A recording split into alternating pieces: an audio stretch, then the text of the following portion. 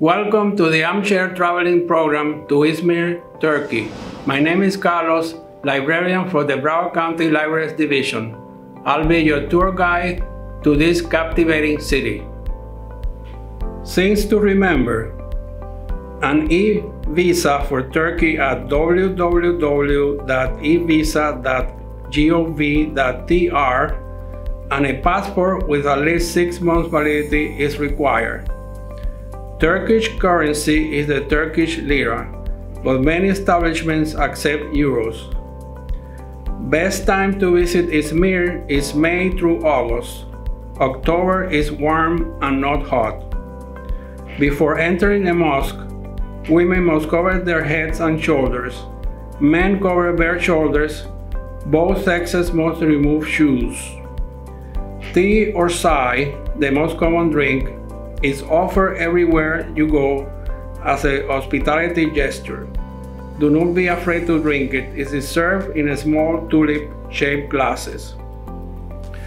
Raki or lion's milk and its flavored spirit is the most popular alcoholic drink. It goes with fish and messes. Messes are appetizers. Turkish coffee is very strong and dark, like other Mediterranean coffees. It contains the grounds on the bottom. Electric current is 220 volts. Izmir is located in western Turkey. It's Turkey's third largest city after Istanbul and Ankara.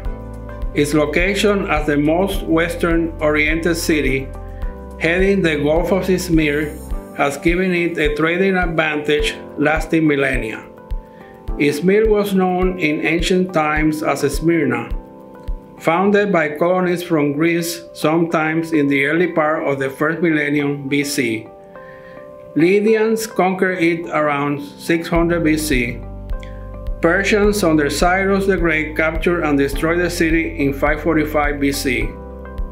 Either Alexander the Great or his lieutenants refounded the city in the 4th century BC at a new site on Mount Pagus. Under the Romans, it became part of the province of Asia.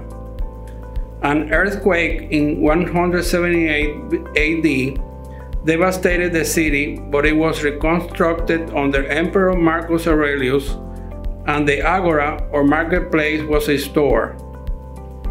After the Roman Empire was divided, Smyrna became part of the Eastern Roman Empire and it declined under Byzantine rule.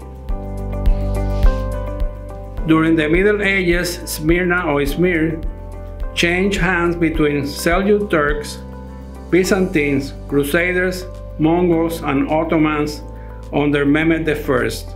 It remained under Ottoman rule until 1919, when after the defeat of the Ottomans during World War I, the victors decided to divide Anatolia and gave Western Turkey to Greece. During the War of Independence under Mustafa Kemal Atatürk, Izmir was reconquered in 1922 and became part of the new Turkish Republic. Izmir is best explored on foot. We begin our tour at the Agora. The Agora, in its current appearance, belonged to the Roman period. Located in the Namazgah district of Izmir, it was the commercial, judicial, political, and social center of the city. Originally, it housed the market and later became the true political center of the city. At the west entrance, we find the Faustina Gate, named in honor of Emperor Marcus Aurelius' wife. At the center of the northern arc of the gate is a portrait relief of Faustina. Colonnades of the Corinthian order can be seen along the western stoa of the Agora. The north stoa contains the basement remains of a Roman basilica. Besides the judicial function, basilicas were also used for commercial purposes, such as daily affairs of businesses and bankers. The waterway runs the length of the first gallery, and from the earliest construction of the building, was used to distribute water coming to the Agora. The basement of the west portico consisted of 2 galleries and was constructed using arches. Next on the trip is the Konak Square, located at the water's edge at the southern end of Atatürk Avenue. Built in 1872, marks the heart of the city. The clock tower, built in 1901, is the city's icon. It was designed by the Levantine French architect Raymond Charles Pier in honor of Sultan Abdulhamid's 25 years on the imperial throne. The Yali Mosque was constructed in 1755 under the patronage of Aisi Hanim, the wife of Mehmed Pasha. The mosque is worth visiting because of its exquisite ceramic tiles, porcelains, octagonal plan, and interior decoration. The mihrab is a niche in the wall of the mosque that marks the place where those who pray must look. To the right, the pulpit or minbar, from where the imam addresses the congregation. The governor's palace behind the tower is a replica of the original built between 1869 and 1872.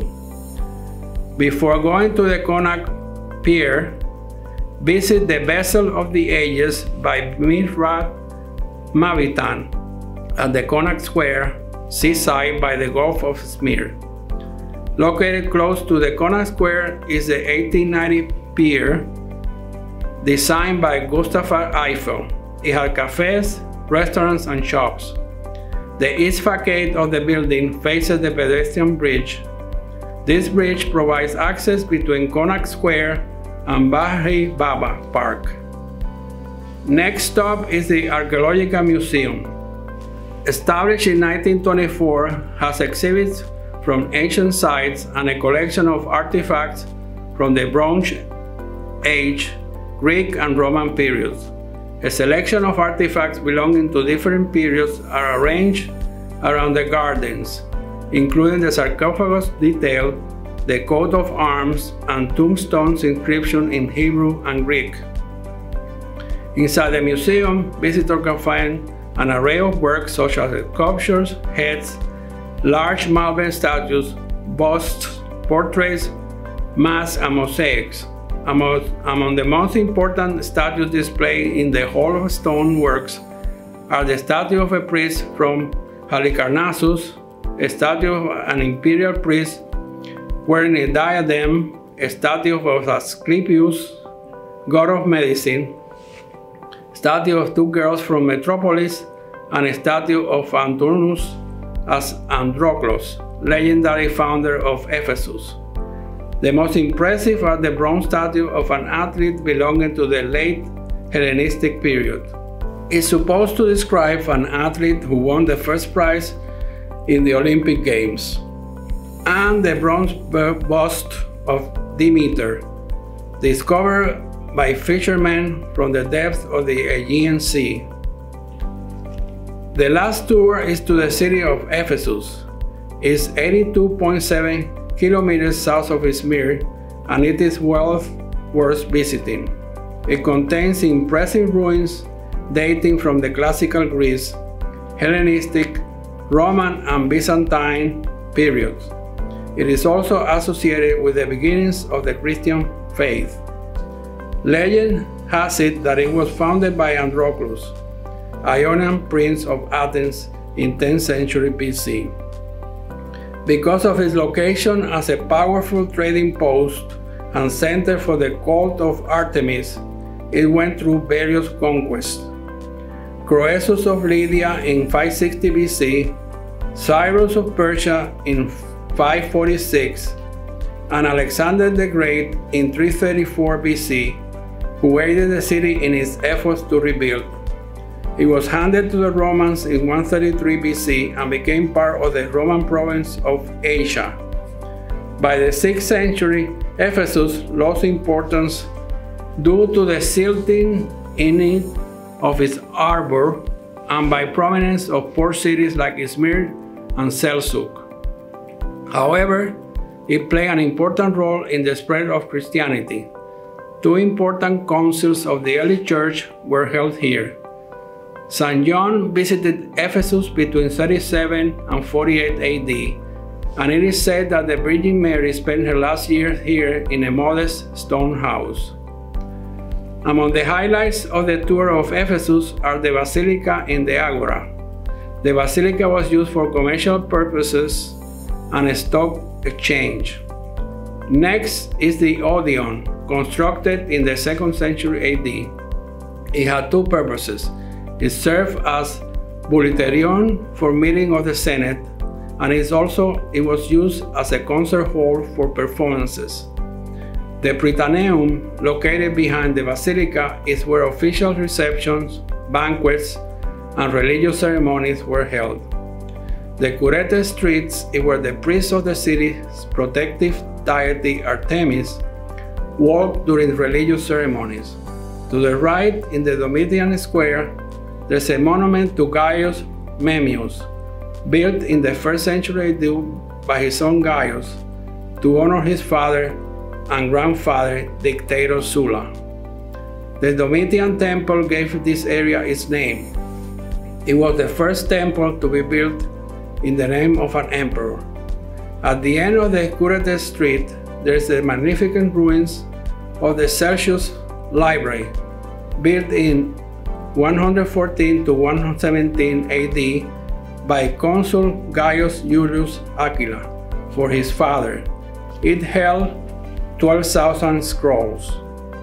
The Hercules Gate, located at the entrance of the Via Curetes, was built in the 2nd century AD. The Fountain of Trajan, built around 104 AD, contained a pool 20 × 10 meters, surrounded by columns and statues.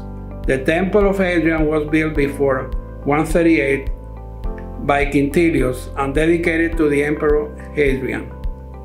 It emphasizes the Syrian-type pediment and the relief of Medusa and Tyche. Nike, the goddess of victory in high relief, is represented flying, with a crown of laurels, symbol of victory, in the right hand, and in the left hand a stem of wheat. Located on the slope of Mount Pion is a theater built during the Hellenistic period in the 3rd century BC and enlarged during Roman times.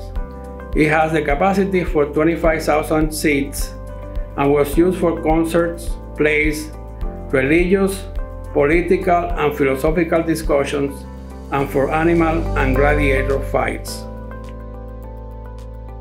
This ends my tour of Izmir, Turkey. For more information, visit any of the 38 Broward County Library branches or go to www.broward.org/library and search for books on Turkey.